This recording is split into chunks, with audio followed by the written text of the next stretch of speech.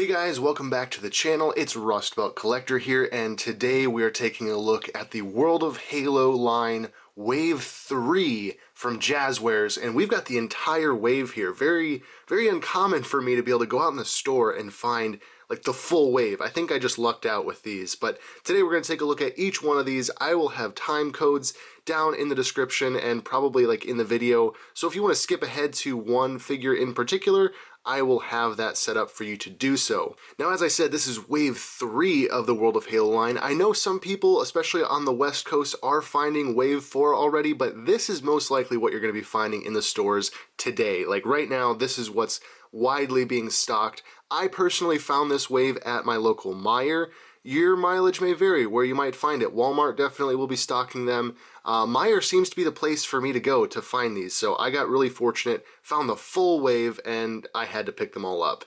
Now, all of these come in the standard World of Halo single-carded packaging, although they do not come with any kind of DLC codes. That was strictly related to Wave 1, at least for now. Who knows, maybe in the future we'll get more codes, but for now, these guys just come as you see them here, and of course they all do come with the nice terrain stands. I'm not going to talk too much about these, we're pretty familiar with them already.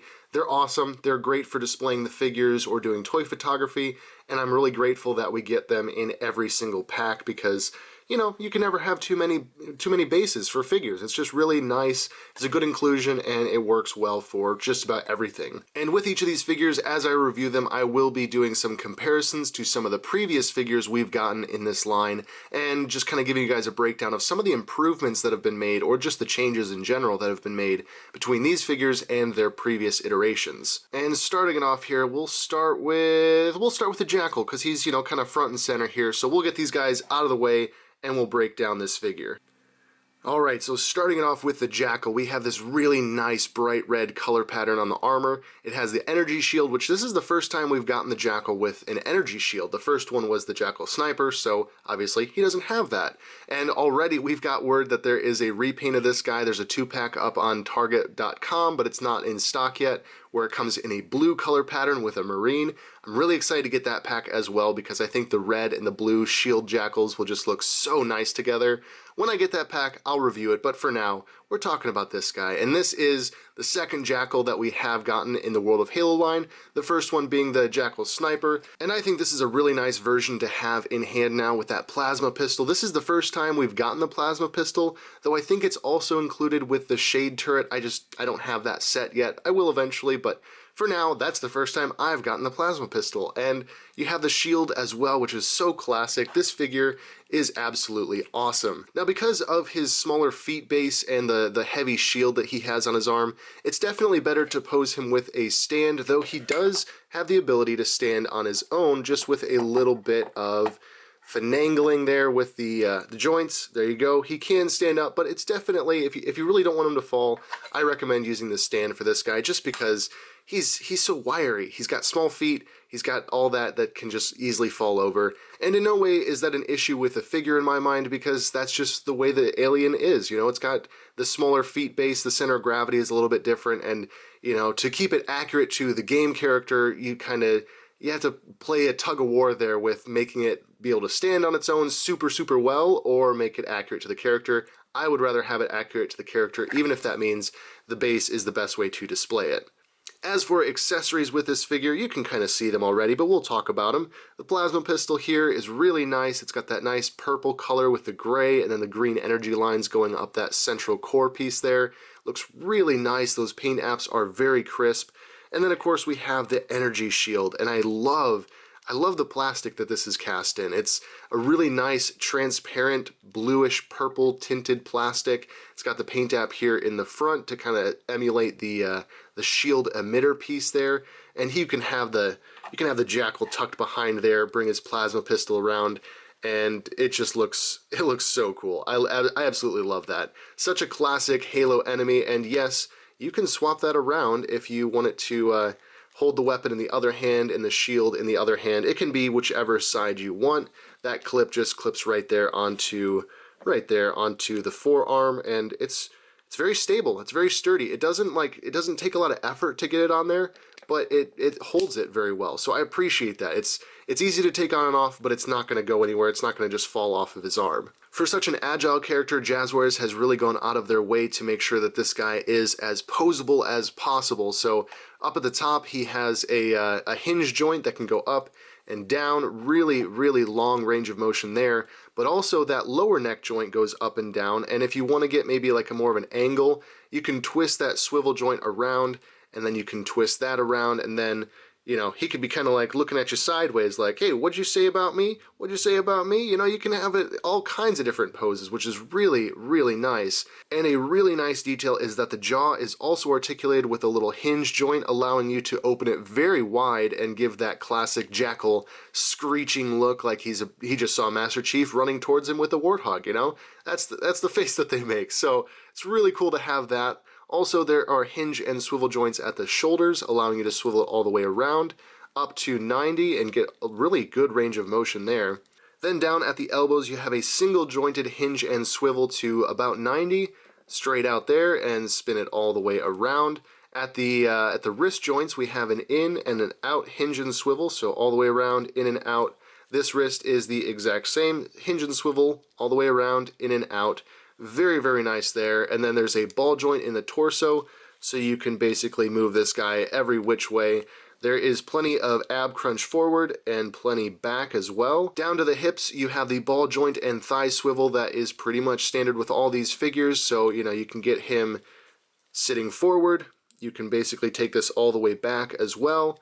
Outwards are really nice. You can have him doing the splits there, and that thigh swivel allows you to kind of rotate it so that little piece of armor there is out of the way depending on what pose you're going for. The double knee joint system that they have here is slightly less posable than the elites, because the elites can actually basically straighten their entire leg, but this is as far forward as you get. You can crunch it down to there, and there is a swivel here in the middle joint, so you can swivel that piece side to side, and then this leg joint here down to there, forward to there, and swivel here at the ankle or foot. It's kind of weird, like which one is the knee, which one is the ankle, and then they got a joint down here, and is that the ankle? I don't know. I don't know how that all works with alien anatomy, but it looks cool, and it's a very unique design with that backwards knee joint. And then going down to the ankle, you can see there we have the hinge forward and back. That is the range there, and that can swivel all the way around as well. And of course, at the foot, both feet have a nice little peg hole that allows it to fit on the stand, either in like a one-footed stance, or you could definitely go with a two-footed stance. However you want to do it, it works really, really well. Now, as I mentioned, this is the second Jackel that we've gotten so far, the first one being this here, the Jackel Sniper. And there's really only two major differences, well, I guess three if you count the redecoing of the armor, but the big two differences that I noticed were the shoulder pad armor is different, these being more elongated and these being more flat and wedge-shaped there. And then, of course, the head is different. The crest is the same and everything. Both have articulated jaws. This guy, though, has the sniper binocular, whatever that is. He's got the headset for the sniper, and this guy just has the armor piece. And, of course, I have to eat my words already. I just noticed that the forearms are different as well, this one being kind of a double-layered armor piece, and this being more streamlined to allow the shield to clip on over top of it. So it's really nice. They've fleshed out the Banished army already with two Jackals. I'm sure we'll see more of these in the future. And the different color variations are really nice to see, just because it gives you some breaking up of the silhouettes of your army. If you're, you know, standing them all up on a line on the shelf or doing some toy photography, they won't all just blend together because you've got blues and purples and reds. It looks absolutely awesome. Next up, let's talk about the multiplayer EOD Spartan. I guess it's on the Mark V body or the Mark V kit. If you guys have been playing the Halo Infinite game that has been released, it is free to play, so you definitely should check it out because it's amazing. This is basically the Mark V body with some various attachments and a different helmet. And I gotta say, when I first saw this figure, I wasn't totally sold on it because, you know, the bright yellow, that's usually not the color patterning that I would choose for a multiplayer Spartan, but getting it in hand, it's really actually pretty cool. The black accent colors along the armor gives it a very nice contrast, and it kind of reminds me of like Bumblebee from Transformers, you know? I mean, not just because of the bright yellow, but just because of some of the color blocking with the black. It's really cool, and having it in hand definitely changed my mind about the overall color pattern. He also sports some armor attachments we have not seen yet. He has the JFO shoulder pads, or at least they were called JFO in Halo Reach, so that's what I'm basing it off of from experience, as well as the Security UA attachment. I believe that was actually originally in Halo Reach a Halo Waypoint exclusive. Very cool armor set, one of the ones that I really liked growing up. And then of course he has just the standard EOD Spartan helmet with a really nice blue visor. Now for accessories, he comes with the Hydra Launcher. This is one of the new weapons from Halo Infinite, and I actually originally kind of thought it might be a Covenant weapon or a Banished weapon or maybe like a Sentinel weapon, but it turns out it's actually a UNSC weapon, one that is... I'm not very good at it, let's just put it that way. In Halo Infinite, I still have not gotten the hang of actually using this effectively, but it is a new UNSC piece of technology, so that's very, very cool. And unfortunately, I can't really get him to hold it very well. Something about the size of the grip versus the size of his hands, it does not, I mean, you can definitely get it in there, but it doesn't want to really stay, and it definitely flexes his hands outwards a little bit too much in my opinion. Overall, it looks nice, and when you can get it to fit, it is a very nice weapon for him, but as you can see, his hand is already trying to push it out just because of how flexed outwards they are. But if you're like me and you've already got the UNSC checkpoint or really any other assortment of figures from this line, from the World of Halo line, it's not a difficult task to just swap it out with a different weapon. And so here you see with the battle rifle, he holds that much, much better, and it works. You know, that's the whole point of things like the UNSC checkpoint with this wall of weapons.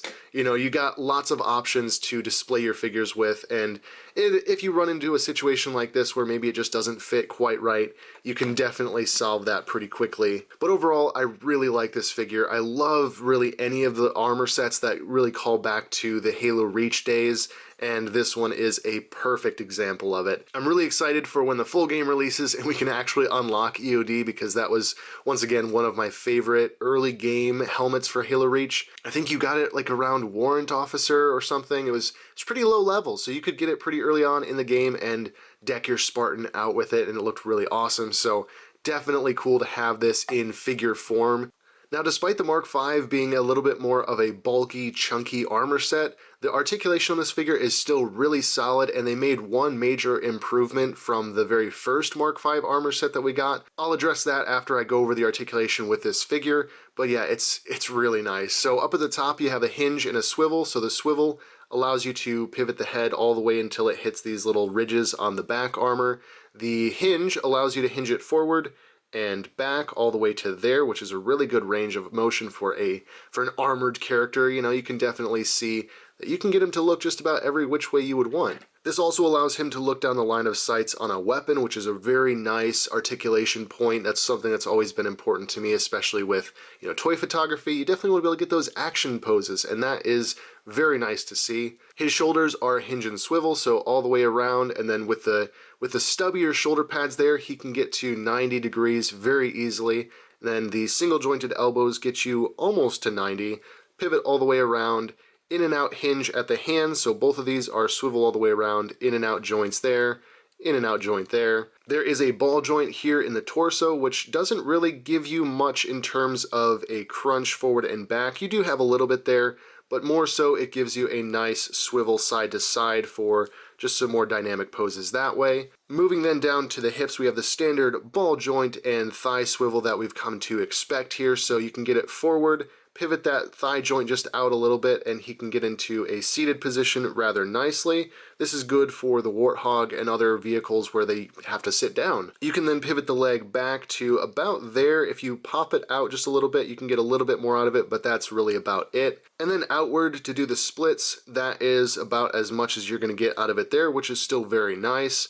The knees are on a double knee joint system, so you can basically, yeah, you can crunch it all the way around, which is really great to see. It does expose a little bit of the joint there, but it's still okay. Down at the ankles, you have a hinge that can point to there, crunch forward to there, and then it is a rocker, so you get that nice side-to-side posing, which is great for when you want to do more of like a splay-legged action pose like that. It keeps those feet nice and level and lets you basically pretty easily just slap him down on any surface and he will stand up very stably and sturdily. So then you might be asking what that improvement I mentioned was before, and that is simply this. Now you have to excuse this figure is a bit of a custom in progress, but this is the very first Mark V armor set we ever got from Jazwares. Came with Jagger.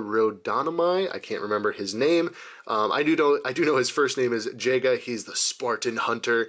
I did a cool toy photo of him over on my Instagram if you want to check it out. But the first thing that really stood out to me when I got this figure in hand was just how wide set his hips were. That peg system was just way too wide for human hips, and so they definitely improved that. They narrowed down those peg joints and allowed it to be more proportional, more correctly proportioned, and that is great. Apart from that, the articulation is the same, except they did change the hands from up and down on this figure to in and out on this figure. I always love seeing more multiplayer Spartan offerings from Jazwares, and this is a perfect example of it. And also because Spartans are now more common in Halo Infinite, it seems. They're going to be more prominent in some of the campaign missions. It's going to be nice because these guys could work as campaign Spartans in your own little world if you want. You know, it works very well for either multiplayer or actually like in the campaign alongside Master Chief fighting the Banished on Zeta Halo. It's going to be really awesome to dive into that campaign. I can't wait. So next up we have the Elite Miner with the Pulse Carbine. This is one of two just straight up repaints where there isn't really anything new added to them. Either way though, that's not a problem for me because you can always use more just generic grunt-like characters for your army builds, for your Covenant, Banished, or just your Spartans and Marines. So it's really nice to have this in the standard Miner blue. We have seen this sculpt already twice before in a red and a purple, so pretty soon we're going to have the full rainbow of Elite color schemes, and that will be really awesome. I love this figure. I love the Elite figures that they've made so far, and the repaints don't bother me. I want to see more repaints, more figures, more color variations. It makes me happy, and it definitely fills out your ranks in a very unique way. For accessories, this guy comes with the Pulse Carbine. We have seen this before, and it definitely looks small in the hands of an Elite, so you kind of wonder what the scale comparison will be when we see this in-game. But despite its size, he can hold it very nicely, and he can almost be looking down the sights on it, which is really nice. The paint apps are really crisp on this as well, with that nice like dull purple and the gray undercoat there. Looks really cool. It does have a peg on the back. I didn't really talk about this with the previous weapon, the Hydra Launcher, but that peg does allow it to slot into the back of just about any Spartan that you have, including Master Chief. So far, we don't have pegs in the back of the Elites, though I did see that in Wave 4, one of the Elite characters actually has a peg hole now, so that we can start attaching the weapons to the Elites as well. In terms of paint apps with this guy, he does have some weathering. I hope the camera picks that up. There is some really nice silver dry brushing across his armor, gives it that battered look like he's seen some combat, and there are also little hits here and there with the little light beacons on the armor there on the legs, on the hands, just little those little lights that are always on armor, a very iconic element of the Halo armor sets. Now in terms of articulation, he has a hinge and swivel here at the top of the head, allowing you to bring it down to there and point it up to right about there.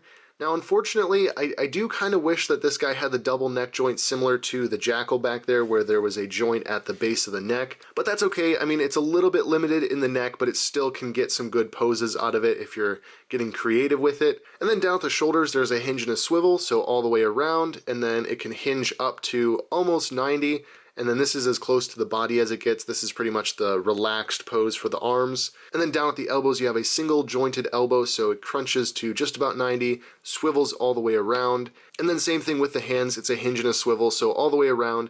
It can crunch inward to about there, but outwards, you don't get much outwards because it does encounter that forearm armor there. At the torso, there's a ball joint up inside there, so you can flex it a little bit backwards. You can flex it forward, there's a little bit of crunch there that you can see, and of course you can swivel it side to side, giving you the ability to do some more dynamic poses where, you know, he can be kind of crouched down like that, looking off to the side. I always appreciate a good torso joint because it gives a more realistic articulation method where you can pose, the legs and the hips going one direction and the torso going another direction. Down to the hips we have the standard ball joint and thigh swivel, so this is about as far forward as the legs will go, especially with like the more hunched over and crouched position of the elites, and then you can straighten them out to there. The full leg really actually can extend into a very, very heightened pose, though I don't know if you would ever if you would ever pose an elite like this, because that is just absolutely lore breaking at that point. But you can still extend his legs rather far, and then you can also crunch them back down into the more hunched over pose that we've come to relate with as an elite pose. The backwards knee leg system that we have for the elites is very nicely articulated.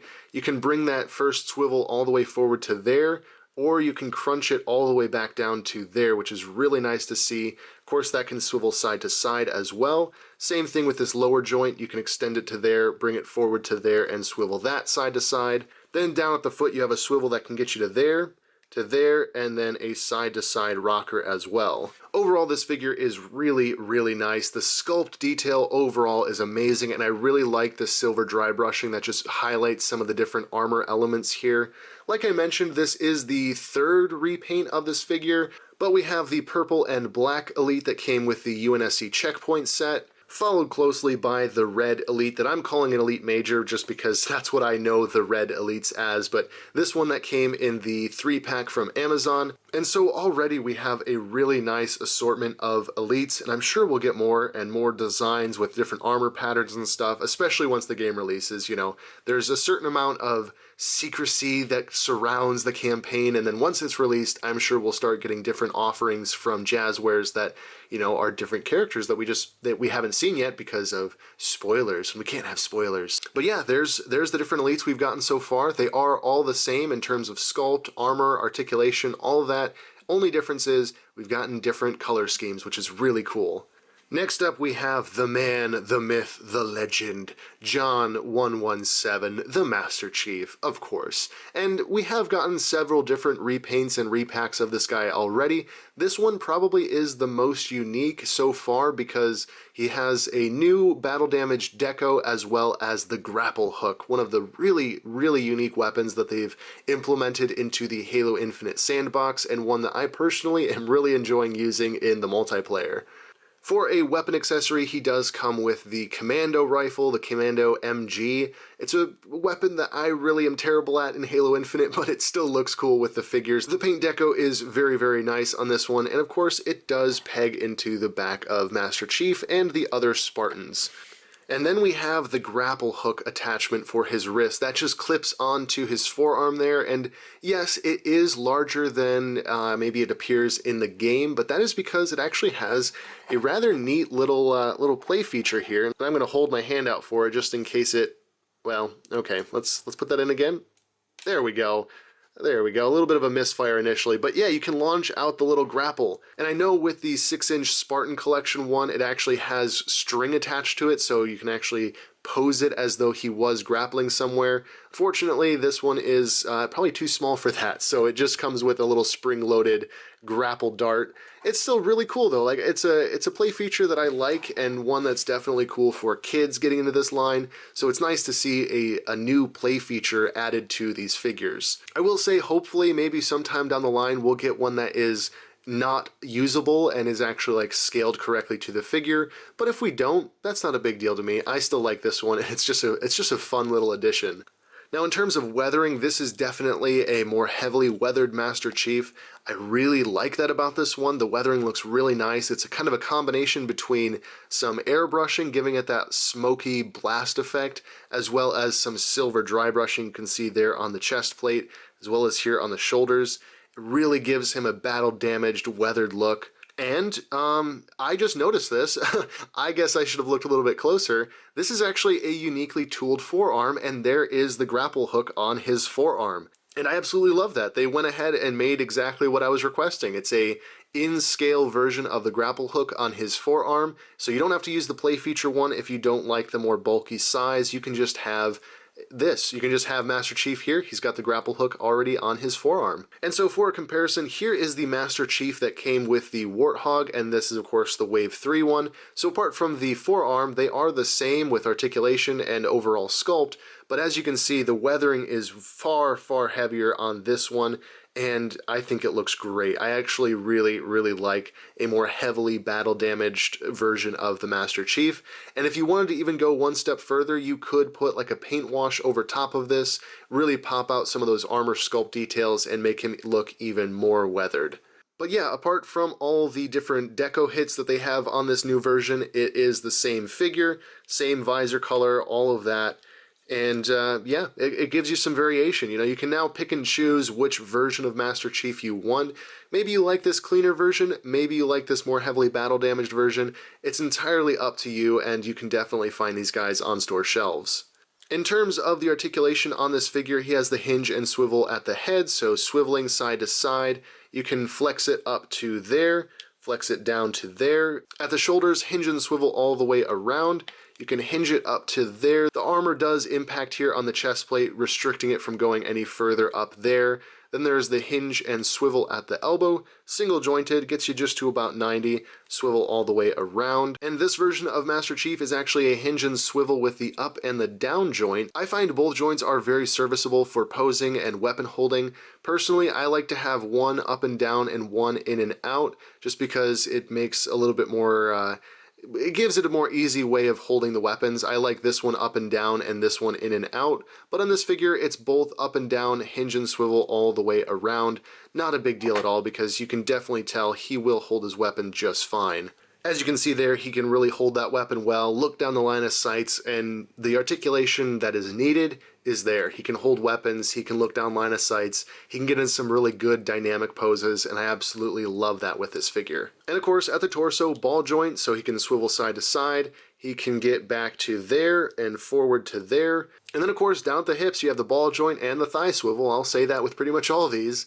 You can get him forward into a nice seated position, back to right about there. Really nice outwards here in case you want to have a kickboxing Master Chief, or maybe he's doing some Pilates, you never know. Then of course you can swivel that armor just to make sure that it gets out of the way of the waistband there.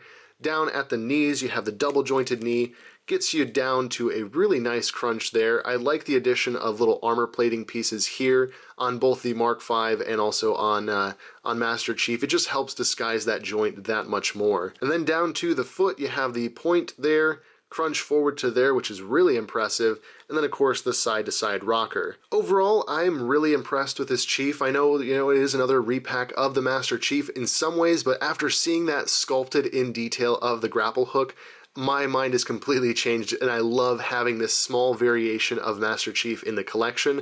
And I think that this might even be a good one to pick up if you don't already have Master Chief. Maybe you're new to the line, you're looking for the best Master Chief to pick up. This is a good one. This is a really, really nice one. I love the little play feature with the grapple hook, but I also love all the more that they add that little sculpt detail on the forearm. That is so, so perfect. And next up we have Hyperius, the Brute. This figure is absolutely chunky. The Brute figures always blow me away with just how much plastic is used in their production. You think these would be maybe like a deluxe figure or something, just because they're hefty. Like, they are really, really chunky figures, and as they should be, rightfully so. They are brutes after all, and they definitely need that heft and that height difference. Now, this figure can also be found in a 3-pack with the active camo Master Chief and another brute. I don't remember what the name of that one is, so you can find this one in a couple different ways, but it is a really, really interesting character, and I am truly interested to see what they do with this character in the game. For a weapon, he comes with the Ravager. It looks really, really cool. Just very simple. It's cast in gray, but it just has those little red hits there on the power cells, I guess, and a few up here in the front. This is another weapon that I am kind of garbage at in Halo Infinite, I will be honest, but I'm getting better. I am getting better. Unfortunately, just because his hands are really, really hard to flex open, I couldn't exactly get, you know, you kind of got to like really, really work to get it into his hand, but it is doable. It just takes a little bit of effort. With a little bit of wrestling, it does get to where it needs to be, though I guess I would have liked it if there maybe had been a few paint hits here on the blade just to highlight that, and maybe some brown on the different leather wrapping pieces here and here, but overall, I'm still liking it. It's a really cool weapon with that brutal blade coming out the front there. Additionally, for accessories, he has this backpack piece. It is removable from his back. I don't know, is it a jetpack? I'm assuming it is because it has these wings and these like thruster elements, but that is cool. It's got some nice silver dry brushing on there as well.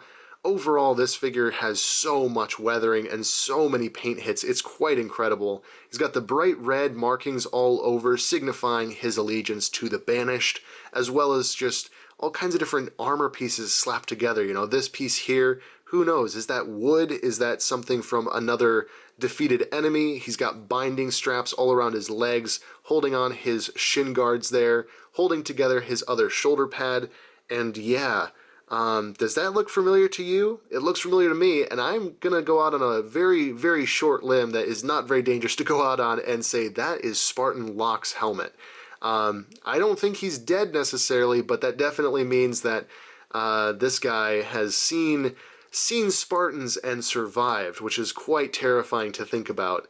And additionally, what's really brutal about this character, get it, brutal, this figure also has some sort of creature's jawbone strapped to his helmet. Like, this definitely appears to be bone going all the way around underneath his helmet, and you gotta wonder what kind of creature has a jawbone that big that this guy faced and survived. All in all, it's such a cool character design. I think that Jazwares did an excellent job of capturing that, just with all the weathering, all the paint apps. It's really fascinating, and I cannot wait to see where these named brutes pop up, because we've gotten a couple now, and yeah, we're gonna have to wait and see when the game comes out what exactly role they play in Zeta Halo's occupation by the Banished. Now, as with other brute figures, this helmet is also removable, revealing underneath that lovely, lovely, lovable Craig head that we've just gotten to love. You know, it's Craig. It's good old Craig the Brute. But then you put this helmet on and he becomes Hyperius the Brute. So yeah, it's pretty fun. I like this figure. I like the heft of the Brute characters. They really did a good job. And, you know, at $10 a figure, this is such a large amount of plastic if you think about it in just terms of that. It's really great that they were still able to keep these guys at the $10 price point. In terms of height, here he is next to the Master Chief, and we know Master Chief is a pretty tall person. He's got to look up to Hyperius here, so this will be a fun showdown. You just know that this will be a good, maybe like a mini-boss battle. Who knows? We don't know yet. We're just going to have to speculate until December 8th, and I am biting at the bit to get my hands on the campaign. Now then, for this figure's articulation, up at the head we have the hinge and the swivel as usual, so you can hinge it just a little bit higher than that, and then down to there. With the bulk of the character as well as the armor, there isn't a lot of up and down that you can get there, but he can still get the side to side. Even if you have the helmet on, you can still get a really good range of motion there. At the shoulders, hinge and swivel all the way around, hinge up to just under 90, which is still really impressive with, again, just how bulky these shoulders are with the armor and the torso. Down at the elbow, single jointed elbow, you can get it straight out as well as crunch to just about 90 there. Swivel all the way around once again, and then at the wrist, it is an in and out hinge though, just because of, again, the bulkiness of this armor. You really can't access that joint all that well. It does have a swivel as well, but again, you really don't use that a whole lot, and I think that's okay. Like, again, I don't expect the brutes to be super highly articulated just because they are brutes after all, and they are very stocky characters. Now, unfortunately, just because of the bulk of this guy, I can't get him to hold the weapon two-handed, but we'll just have to wait and see if maybe he actually is intended to hold it with just one hand in-game, because, you know, brutes have a lot of strength, and they could probably blast a larger weapon just single-handedly like it was nothing. Then down to the torso here, he has a swivel joint as well as a ball joint, so there is a little bit of motion there that you can get, though again, he's a chunky boy, he's a hefty boy, and it's a little bit tricky to get any really highly articulated positions out of this, but I'm not really bothered by that at all. Down to the hips, ball joint, thigh swivel, as I've mentioned before, forward to there, backwards to there, and then outwards. You can even have him doing some high kicking, which is really nice to see.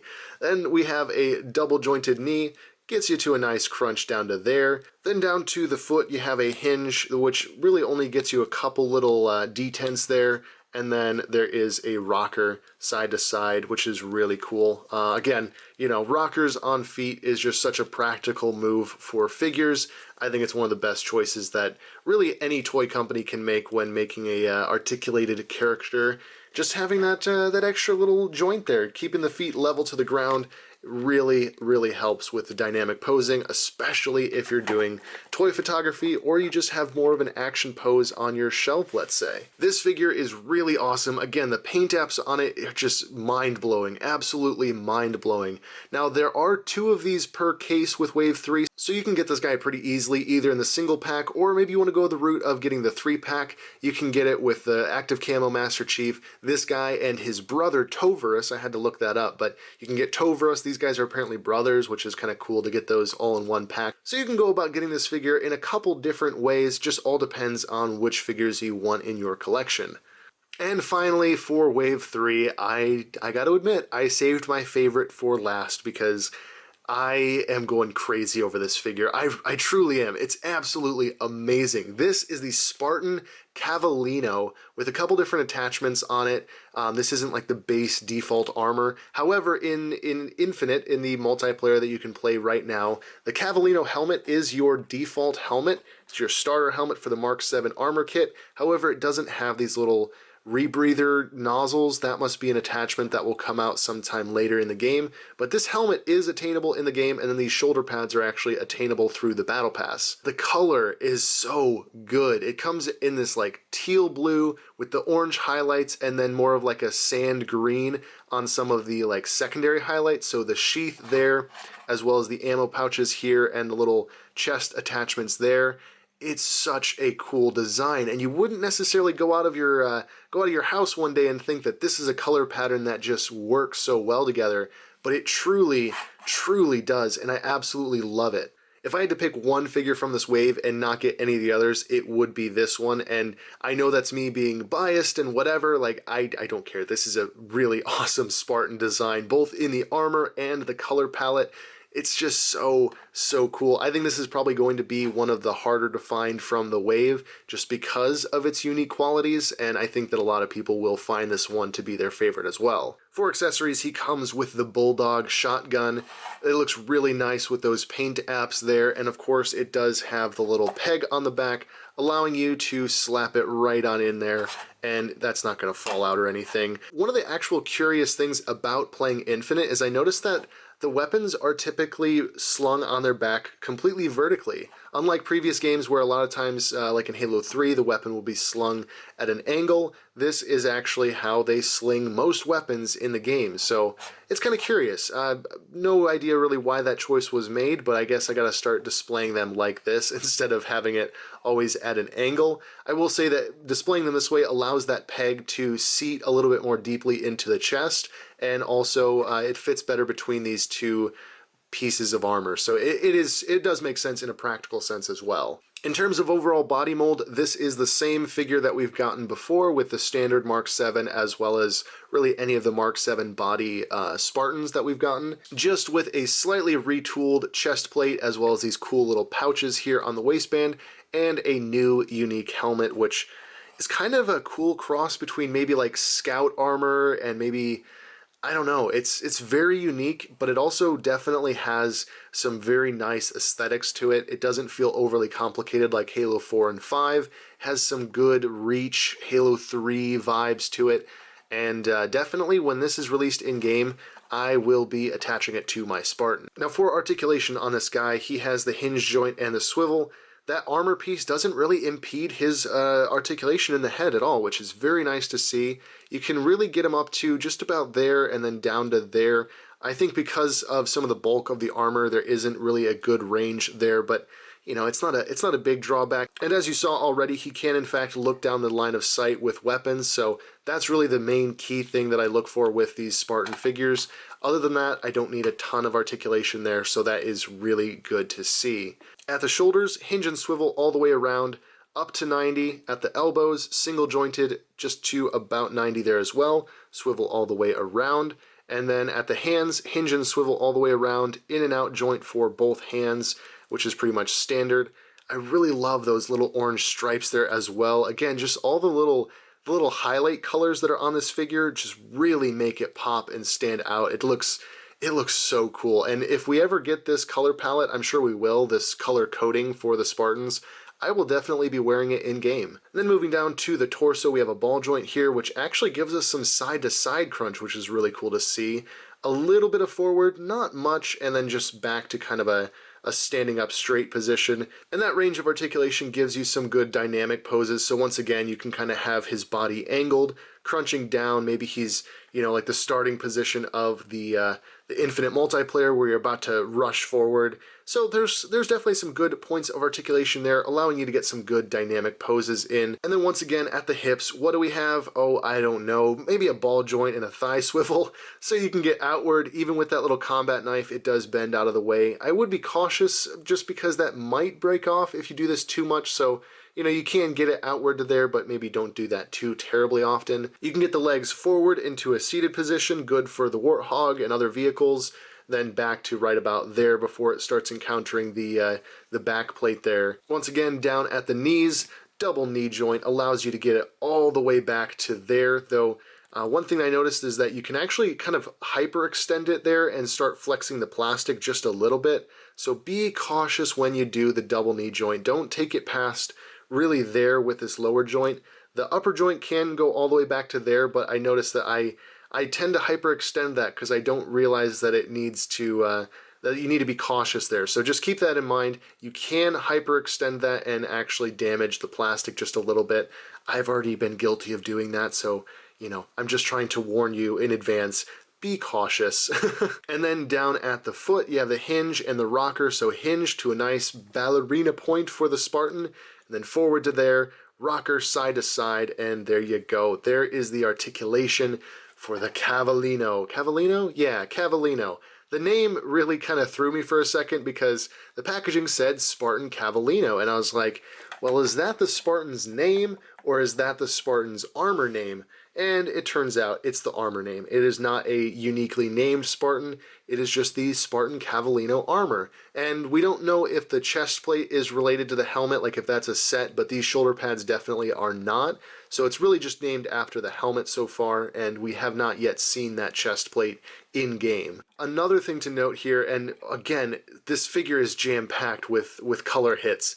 Because of course you have the orange, you have the blue, you have the visor and all those color hits, you have the sand green or like the seafoam green, like accent colors there, but then you also have the silver dry brushing all over the armor, which really just makes it look very, very nice. The battle damaged look. When you break it down for the cost of these figures at $10 and all of these wonderful paint apps for it, I am extremely impressed, and I think that personally, but also for a lot of objective reasons, this figure is probably the best out of the wave. The closest thing that we've seen before is this Spartan Sealox that we got with the Gun Goose. He also had the combat knife attachment there on the hip, which is a really, really cool one. I definitely want to unlock that in-game. And once again, they use the same body and shoulders and really just changed the retooling of the head and chest, which is a great way to make a lot of unique Spartans. I mean, those shoulder pads are one of my favorite in-game, and so just swapping out the head and chest makes for a very unique Spartan setup, and it allows Jazwares to make a lot of unique Spartans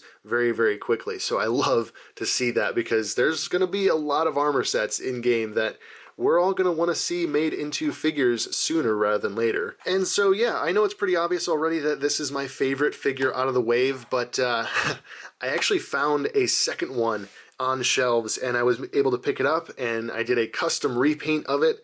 I gave it a nice gray armor coating, painted the visor blue with some nice glossy paint there, and then gave it a rusty orange and like an olive drab green accent. I kind of copied some of the color elements from this one in terms of where the paint was, but overall I tried to make it my own unique armor pattern. And yeah, I love this armor set. I would probably be willing to pick up a third and do another custom paint job if I actually found one on shelves. It's just such a cool design, and I'm kind of geeking out over it.